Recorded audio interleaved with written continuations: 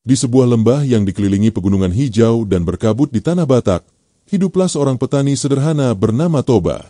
Setiap pagi, embun masih menempel di daun-daun padi ketika ia memanggul cangkul menuju sawahnya. Toba dikenal sebagai pekerja keras, namun hidupnya terasa sunyi. Tak ada istri, tak ada anak, hanya suara serangga malam dan desiran angin yang menjadi teman setianya.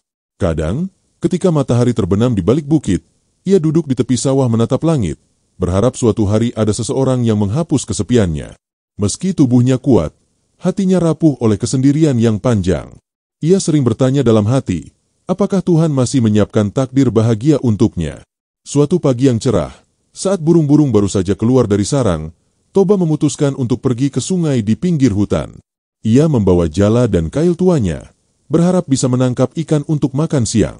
Sungai itu terkenal dalam dan berair jernih, tapi juga memiliki arus yang kadang berubah tiba-tiba, seolah menyimpan rahasia besar. Toba berdiri di tepi batu licin, menatap riak air yang berkilauan diterpa cahaya matahari. Ia melemparkan kailnya perlahan, berharap nasib baik berpihak padanya hari itu. Beberapa saat ia menunggu, namun tak ada tanda-tanda ikan menyambar. Hening. Hanya suara dedaunan bergoyang diterpa angin. Tapi tiba-tiba, kailnya bergerak pelan, lalu tersentak begitu kuat hingga hampir membuatnya kehilangan keseimbangan. Dengan tenaga yang tersisa, Toba menarik kail itu sekuat-kuatnya. Arus sungai tiba-tiba menjadi liar, seperti berusaha menahan sesuatu di dalamnya. Peluh dingin mengalir di dahinya. Setelah beberapa saat berjuang, seekor ikan besar meloncat keluar dari air. Sisiknya berkilau seperti emas yang memantulkan cahaya matahari. Toba tertegun. Tak pernah seumur hidupnya ia melihat ikan seindah itu. Jantungnya berdetak cepat, bukan hanya karena kelelahan, tapi juga karena keheranan dan rasa takut yang tak bisa dijelaskan. Ikan apa ini? Gumamnya. Matanya tak lepas dari makhluk menakjubkan itu. Ia berpikir ikan itu bisa memberinya banyak uang jika dijual di pasar. Dengan hati-hati ia mengangkatnya dan hendak memukul kepala ikan itu dengan batu. Namun sebelum batu itu menghantam, sesuatu yang luar biasa terjadi. Ikan itu berbicara. "Toba, jangan bunuh aku," ucapnya dengan suara lembut namun jelas, seolah berasal dari dalam air dan udara sekaligus. Toba terlonjak, menjatuhkan batunya, matanya membulat lebar. Apa? Kau bicara?" Suaranya bergetar antara takut dan tidak percaya. Ikan itu menatapnya dengan mata berkilau, seolah menyimpan kesedihan yang dalam. "Aku bukan ikan biasa," lanjutnya. "Aku adalah seorang putri yang dikutuk menjadi ikan karena kesalahan yang kulakukan di masa lalu. Tolong bebaskan aku, dan aku akan membuat hidupmu berubah." Kata-kata itu menggema di telinga Toba, membuat bulu kuduknya meremang. Toba berdiri terpaku. Antara percaya dan tidak, hatinya berdebar hebat. Angin di sekelilingnya tiba-tiba berhenti bertiup, dan suasana menjadi hening seperti menunggu keputusan penting. "Apa yang harus kulakukan?" tanyanya perlahan. Ikan itu menatapnya penuh harap. "Bawalah aku ke rumahmu, dan rawat aku. Tapi ada satu syarat yang harus kau pegang teguh. Jangan pernah mengungkit asal-usulku di hadapan siapapun. Jika kau melanggar janji itu, malapetaka besar akan datang." Toba terdiam sejenak, lalu mengangguk mantap. Ia tak tahu apa yang menantinya, namun entah mengapa hatinya merasa hangat. Hari itu, ia membawa pulang ikan emas besar itu, tanpa tahu bahwa langkah kecilnya menuju sungai akan mengubah nasib seluruh lembah selamanya. Malam itu, ketika bulan menggantung di langit, Toba menatap ikan emas besar itu yang kini berada di sebuah tempayan berisi air. Ia masih tak percaya pada apa yang dilihatnya. Namun saat ia memejamkan mata, terdengar suara lembut memanggilnya dari arah tempayan. "Toba, aku akan menepati janjiku. Esok pagi, kau akan melihat keajaiban." Suara itu membuat Toba tersentak, tapi sebelum ia sempat bertanya, angin berembus pelan dan suasana menjadi tenang. Pagi pun tiba. Saat Toba keluar dari rumah, ia dikejutkan oleh pemandangan luar biasa. Di tempat tempayan itu semula berada, kini berdiri seorang perempuan cantik dengan rambut panjang dan mata sejernih air sungai. "Aku istrimu, Toba," ucapnya lembut. Hati Toba bergetar. Ia tidak percaya bahwa dari seekor ikan bisa lahir kecantikan seperti itu. Dengan rasa syukur dan bahagia, ia menyambut takdir baru yang diberikan kepadanya. Hari-hari berikutnya, kehidupan Toba berubah sepenuhnya. Rumahnya kini tidak lagi sunyi. Perempuan itu, yang kini menjadi istrinya, begitu rajin dan penuh kasih. Ia pandai memasak, pandai menenun, dan tutur katanya lembut menyejukkan hati. Desa mulai memperbincangkan perubahan Toba. Petani yang dulu murung kini selalu tersenyum. Namun Toba tetap memegang janji suci yang telah ia ucapkan, tidak akan pernah menyinggung asal-usul istrinya. Dalam hatinya, ia tahu, cinta yang diberi wanita itu adalah hadiah yang tak ternilai. Waktu berjalan, dan dari kebahagiaan itu lahirlah seorang anak laki-laki yang diberi nama Samosir. Toba memandang anaknya dengan bangga, seolah hidupnya kini lengkap. Samosir tumbuh menjadi anak yang cerdas, tangkas, dan penuh rasa ingin tahu. Namun seperti anak kecil pada umumnya, kenakalannya kadang membuat orang tuanya geleng kepala. Ia sering berlari ke sungai untuk bermain air, atau mengejar kupu-kupu di ladang ayahnya. Ibunya selalu menegur dengan lembut, "Samosir, jangan jauh-jauh. Dunia di luar sana tidak selalu bersahabat." Tapi anak kecil itu hanya tertawa. Di balik wajahnya yang ceria, tersimpan semangat besar dan keberanian yang mirip ayahnya. Sementara itu, Toba merasa bangga sekaligus khawatir. Ia tahu anaknya mewarisi sifat keras kepala yang sulit dikendalikan. Namun setiap kali melihat senyum istrinya, semua kekhawatiran itu sirna. Suatu siang yang terik, ketika matahari membakar dedaunan dan tanah retak karena panas, Toba bekerja keras di ladang. Keringat mengalir di wajahnya, perutnya mulai keroncongan. Ia pun mengirim pesan melalui istrinya agar Samosir membawa makanan ke ladang. "Anak kita harus belajar tanggung jawab," kata Toba. Dengan penuh kasih, sang ibu menyiapkan nasi hangat, sayur, dan ikan goreng, lalu menyerahkannya pada Samosir. "Hati-hati di jalan, nak," ucapnya. Namun di perjalanan, anak itu berhenti di pinggir jalan untuk bermain.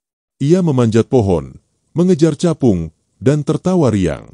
Waktu terus berjalan, tapi ia tak sadar bahwa ayahnya menunggu di bawah terik matahari.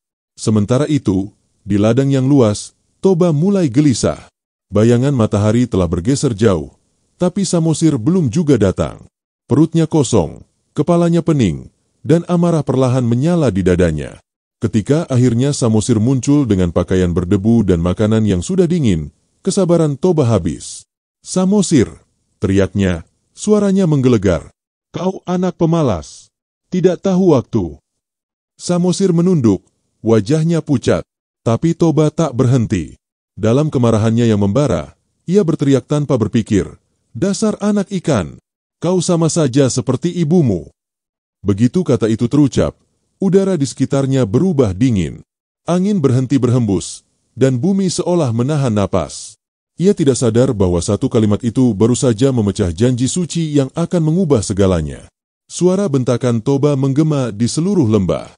Samosir terdiam mematung, matanya berkaca-kaca menahan tangis. Ia tak pernah mendengar ayahnya berteriak sekencang itu. Kata-kata, "anak ikan," menusuk hatinya dalam-dalam, seperti pisau yang tak terlihat. Dari kejauhan, sang ibu yang sedang menenun di teras rumah tersentak mendengar suara Toba. Ia berhenti menenun, matanya melebar, tubuhnya bergetar. Ia tahu, janji yang selama ini dilindungi dengan hati-hati telah dilanggar. Angin berhenti berembus, udara menjadi berat, dan langit tiba-tiba terasa murung. Suasana yang tadinya damai berubah mencekam.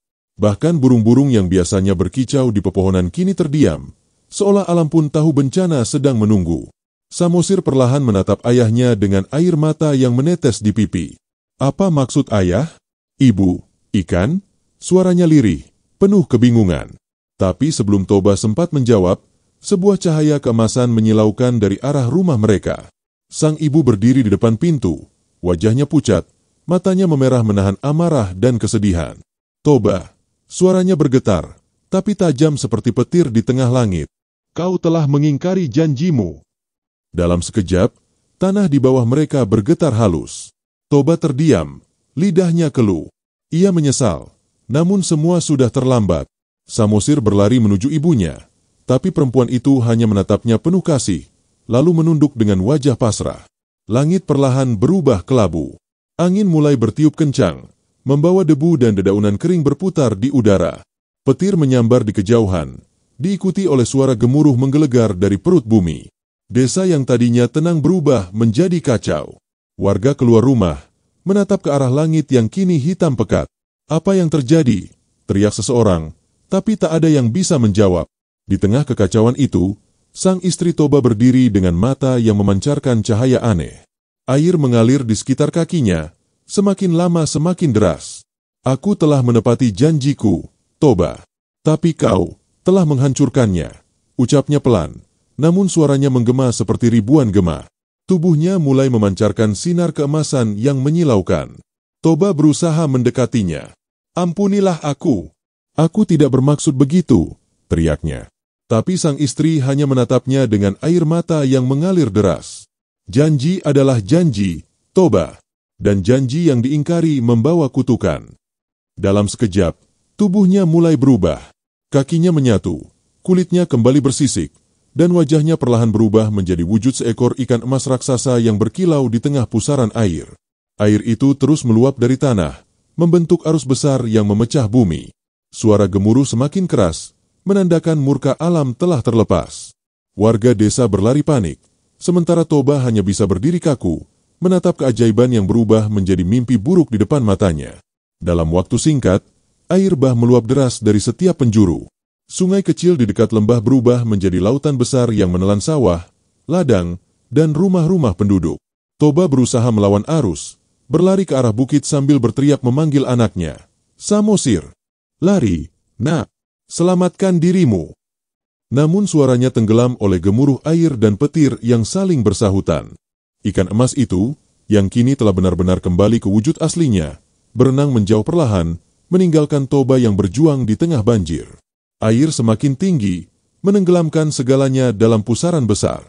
Lembah itu perlahan hilang di bawah air, dan disinilah awal mula terbentuknya kisah tragis yang kelak dikenal sebagai Danau Toba. Toba terus berlari menembus derasnya air yang kian meninggi. Nafasnya tersengal, langkahnya berat, namun tekadnya tak surut. Ia berusaha mencari Samosir di tengah teriakan warga yang panik dan suara kayu yang pecah terseret arus. Hujan turun tanpa ampun, membasahi wajahnya yang kini tak lagi sekadar lelah, tetapi penuh penyesalan.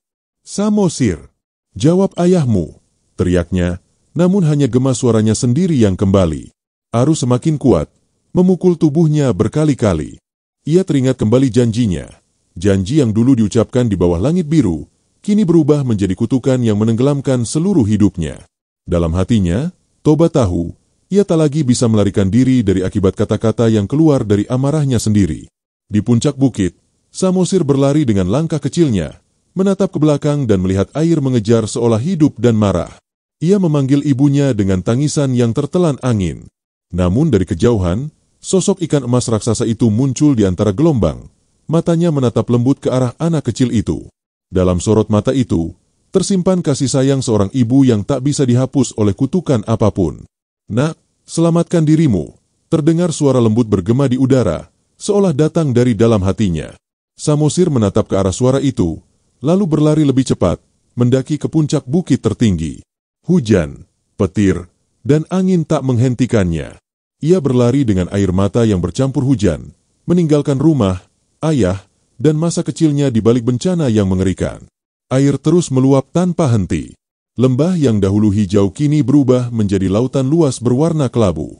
Gunung-gunung di sekitar memantulkan suara gemuruh yang tak pernah berhenti. Di tengah pusaran air, Toba berjuang melawan arus terakhir. Ia menatap ke langit, menyesali dosanya yang tak termaafkan. Ampunilah aku, katanya lirih, sebelum tubuhnya terseret ke dalam pusaran besar yang dalam dan gelap. Tak seorang pun tahu nasibnya setelah itu.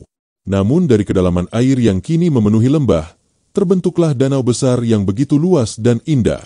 Orang-orang yang selamat menatap pemandangan itu dengan takjub dan ngeri. Airnya tenang, namun di balik ketenangannya, tersimpan kisah kesedihan dan penyesalan yang abadi. Ketika badai mereda dan matahari akhirnya muncul dari balik awan, alam tampak berbeda. Di bawah langit biru yang baru, terbentang danau raksasa yang airnya jernih bagaikan cermin. Burung-burung kembali berterbangan, tapi suasananya tetap sunyi, seolah alam sedang berkabung. Danau itu kemudian dinamai Danau Toba, untuk mengenang sang petani yang kehilangan segalanya karena melanggar janji. Orang-orang percaya, di dasar danau itu, roh Toba masih bersemayam, menyesali kata-kata yang diucapkannya dalam amarah. Kadang, saat malam sunyi, penduduk setempat mengaku mendengar suara lirih dari tengah danau, seperti seseorang yang memanggil nama anaknya di antara hembusan angin. Di tengah danau luas itu, berdiri sebuah pulau hijau yang muncul dari puncak bukit tempat Samosir berlindung. Pulau itu menjadi tempat kehidupan baru, damai, sunyi, namun syarat makna. Orang-orang menamainya Pulau Samosir, sebagai penghormatan bagi anak kecil yang selamat dari murka alam dan menjadi simbol harapan di tengah kehilangan. Dari generasi ke generasi, kisah ini terus diceritakan, tentang cinta yang berawal dari keajaiban, janji yang dilanggar karena emosi, dan penyesalan yang melahirkan keindahan abadi. Hingga kini, setiap kali seseorang berdiri di tepi Danau Toba dan menatap airnya yang tenang, mereka akan teringat bahwa di balik ketenangan itu, tersimpan amarah, air mata, dan cinta yang tak pernah benar-benar hilang.